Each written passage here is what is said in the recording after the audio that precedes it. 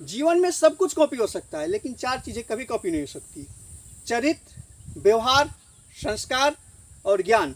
इसलिए अब जहाँ भी रही बचेगा 9। अब देखिए शेष काम 9 बचा हुआ है, तो चूंकि पी तो कार्य में शुरू से अंत तक रहेगा, और पी और ज्ञान को उस लेवल तक ले जाइए जहाँ पर लाइफ में लोग आपको ब्लॉक नहीं सर्च करें। इस बात को ध्यान दीजिए दोस्तों। मैं अरविंद, आज मैं पढ़ाऊंगा बहुत ही most topic time and work. बहुत ही बेहतरीन ढंग से टाइम एंड वर्क में आप लोग को पढ़ाऊंगा मैं एकांतर नियम के सवाल। आप लोग वीडियो को अंत तक देखिएगा। वीडियो को देखने के बाद आपको एहसास हो जाएगा इस नियम का प्रयोग करेंगे तो ऐसे सवाल को हम लोग बहुत ही आसान तरीका से लगा सकते हैं। चलिए तो आज का सेशन स्टार्ट करते हैं। देखिए कह रहा है ए अकेले किसी कार्य को 14 दिनों में पूरा कर सकता है, जबकि बी अकेले उसी काम को 21 दिनों में पूरा कर सकता है। पहले दिन बी अकेले कार्य करता है, जबकि दूसरे दिन ए अकेले कार्य करता है, और यह प्रक्रिया कार्य पूर्ण होने तक इसी प्रकार चलती रहती है। कह रहा है कार्य पूर्ण होने में कुल कितना समय लगेगा। देखिए आपको देखने में बहुत बड़ा सवाल दिखाई दे रहा होगा कि बहुत ज़्यादा लिखा गया है, लेकिन आप लोग वीडियो को देखिए अंत तक। थोड़ा सा हम टाइम ले सकते हैं समझाने में, लेकिन जब आप समझ जाएंगे तो बहुत बेहतरीन ढंग से लगा सकते हैं। चलिए देखिएगा ध्यान से। कह रहा है कि अकेले किसी कार्य कितने दिन में, यहाँ पर लिख दे रहे हैं सॉल्व। ए अकेले किसी कार्य को 14 दिन में कर रहा है, ध्यान दीजिएगा। कह रहा है कि जबकि बी उसी कार्य कितने दिन में, 21 दिन में। देखिए दोनों का ले लेंगे हम एलसीएम, दोनों का एलसीएम ले लेंगे। एलसीएम कितना होगा 42। क्लियर है। अब देखिए 14 का इसमें भाग करिए, कितने बार जाएगा 3 बार। 21 का भाग करिए कितने बार 2 बार।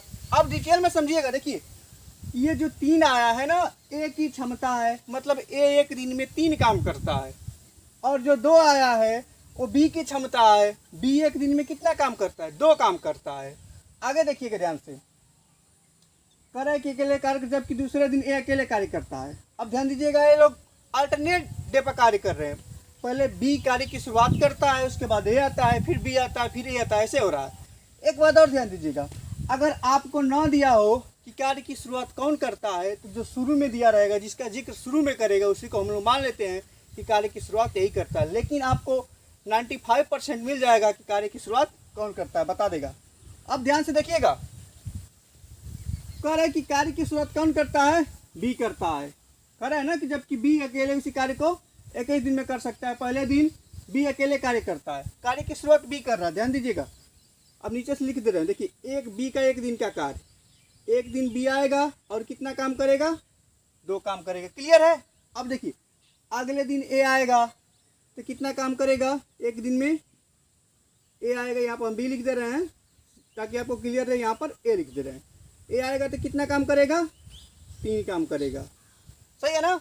अब ध्यान से देखिएगा, एक दिन में बी 2 काम किया है और एक दिन में ए 3 काम किया है, मतलब 2 दिन का काम कुल कितना हो जाएगा। ध्यान से देखिएगा, 2 दिन का काम बराबर कितना 5। 2 दिन का काम कितना निकल गया है 5। टोटल काम कितना है 42। अब देखिए कंसेप्ट ध्यान समझिए। अब हम 5 में किस अंक का गुणा कर दें, या तो 42 हो जाए या तो 42 के आसपास चले जाएं।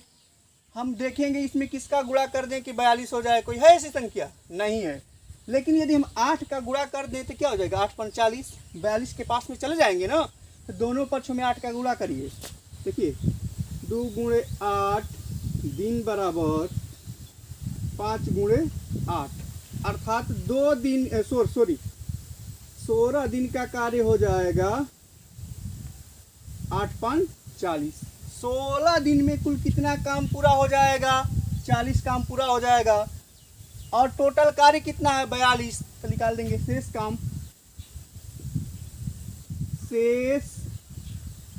काम बराबर, ध्यान से देखिएगा, 42 में से घटा देंगे 40 को तो कितना आएगा 2 काम।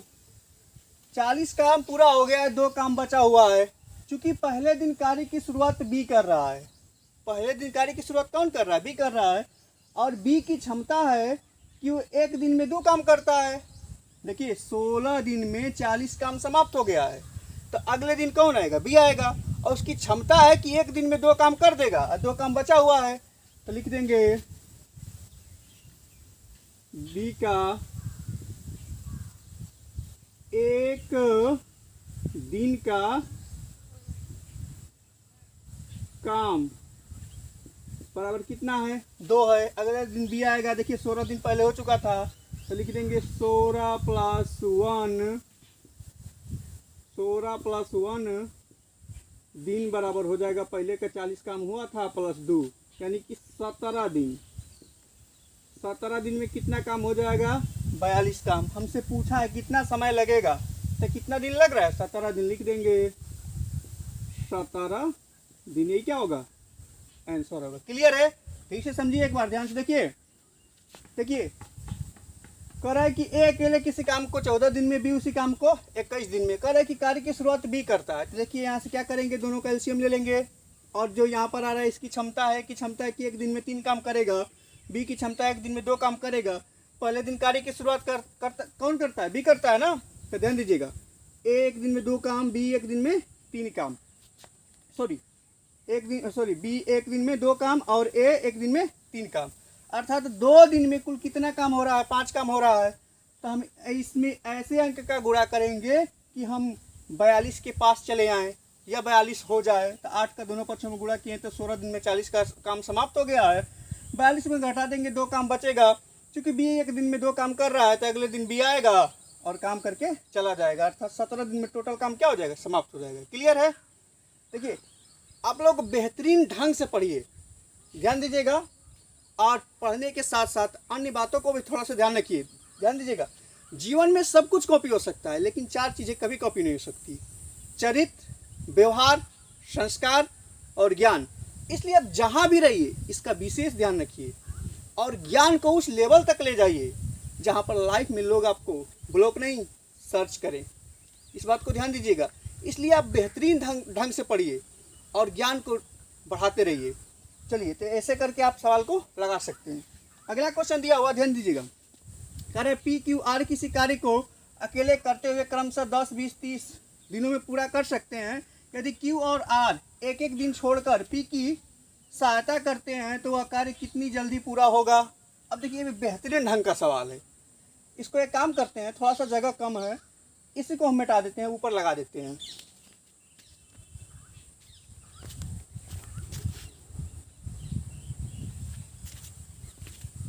इसको हम हटाकर इसी में लगा देते हैं।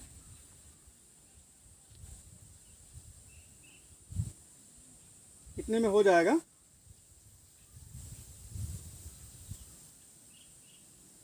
ध्यान दीजिएगा।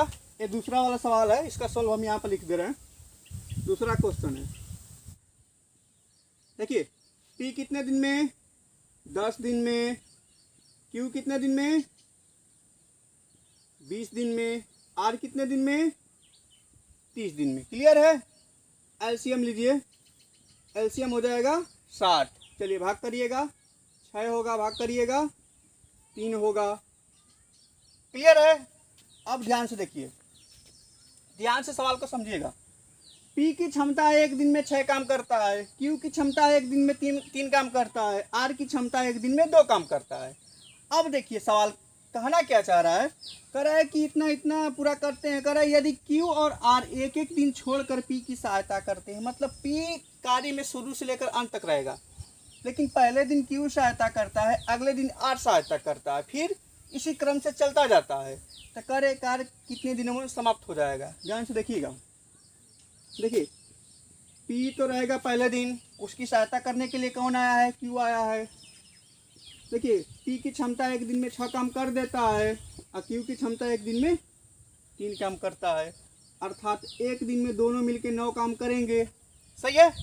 अब अगले दिन ध्यान दीजिएगा, Q सहायता करके चला गया है, अब P की सहायता करने के लिए कौन आएगा, R आएगा, मतलब P रहेगा। तो P प्लस R, एक दिन में 6 काम, R एक दिन में 2 काम, अर्थात 8। क्लियर है? ये दोनों मिलके एक दिन में 9 काम करते हैं, ये दोनों मिलके एक दिन में 8 काम करते हैं, मतलब 2 दिन में कितना काम हो रहा है, 2 दिन में कितना काम हो रहा है, 17 काम हो रहा है। क्लियर है? 2 दिन में 17 काम हो रहा है, टोटल काम कितना है, 60 है। अब इसमें हम ऐसा अंक का गुणा करेंगे कि या तो 60 हो जाए या तो 60 के आसपास चले जाएं। तो काम करते हैं, 17 तिया 51, 4 के गुणा करिएगा ज़्यादा हो जाएगा, 3 के गुणा कर देते हैं। तो 2 गुणे 3 दिन बराबर हो जाएगा 17 गुणे 3, अर्थात 6 दिन में टोटल काम आपका हो जाएगा 51। 6 दिन में कितना काम हुआ? 51 काम। लिख देंगे शेष काम। शेष काम बराबर टोटल काम 60 है, इसमें से घटाइएगा 51 को, तो कितना बचेगा? 9।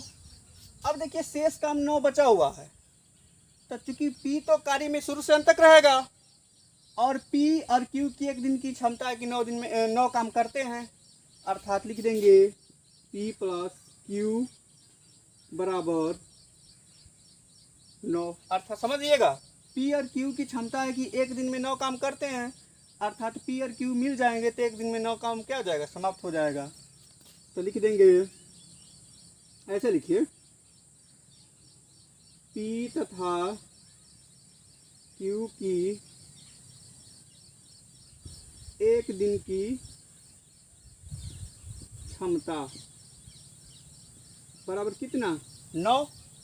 अर्थात तो पहले 6 दिन काम हुआ था 51, पहले 6 दिन में 51 काम हुआ था और एक दिन और काम कर देंगे तो 9 काम समाप्त हो जाएगा। अर्थात लिख देंगे 6 प्लस 1 दिन बराबर 51 प्लस 9, अर्थात 7 दिन में आपका टोटल 60 काम क्या हो जाएगा? समाप्त हो जाएगा। क्योंकि हमसे दिन पूछा था तो आपका आंसर क्या हो जाएगा? 7 दिन। क्लियर है? फिर से समझ लीजिएगा। देखिए P Q R इतने काम कर रहे हैं, एलसीएम निकाल दिए, इतना आया है।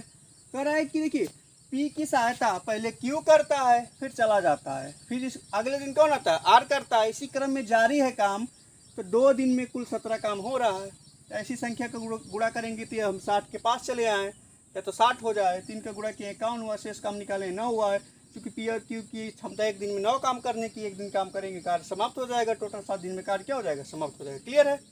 यदि हमारा वीडियो पसंद आए तो वीडियो को अंत तक देखिएगा और चैनल को सब्सक्राइब करिएगा, वीडियो को अधिक से अधिक लोगों तक शेयर करिएगा। Thanks for watching.